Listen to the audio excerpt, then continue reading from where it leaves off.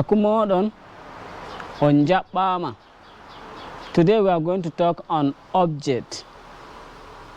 Hunde, kuje, ɗu'um, kanje, ɗunɗa'e, hanje, waya, wayoji, ɗatal, ɗate, lawol, laabi, kolbawa, kolbaji, larmaru, lemaji, seyo ko jonde jam, basu ko jakare, jakaje, leda, ledoji, batal, ba'ate, garawol, garaji, remirgo, demille, fe'irde, fe'ille, mota, motaji, pirowal, piroje, komiwal,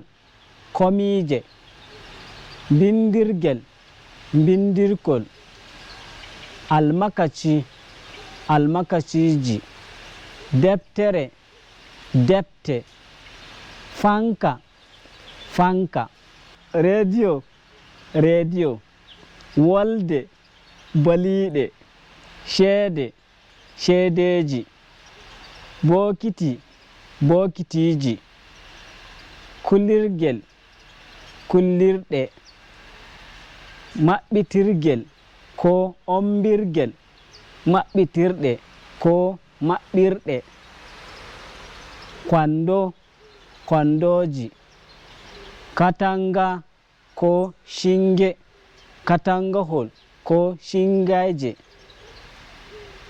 butol ko lebbol, buti ko lebbi, ashana, ashana, gaɗa, gaɗa, ɓoggol, ɓoggi, sabulu ko lotorde, sabuluje, darorgal, dalolle, darorgal hiite, darolle hiite, wunki, wunkiji, konu, konuji, maccuɗo, maccuɓe, torowo, torrotoɓe, shakiri, shakkille, mala'ikajo, mala'ika'en, dimɗintaku, dimɗintaku, deftere senide, defte sheniɗe,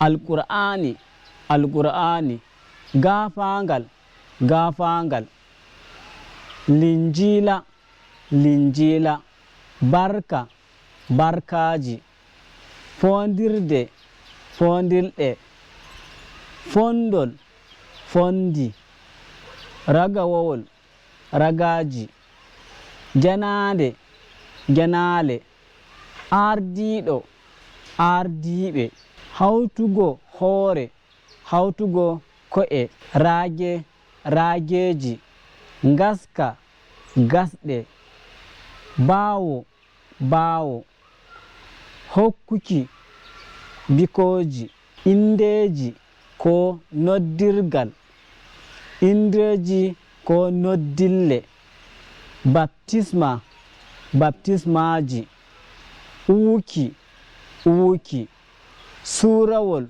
suraji. Thank you very much. We will see you for the next video. Nyallen jam.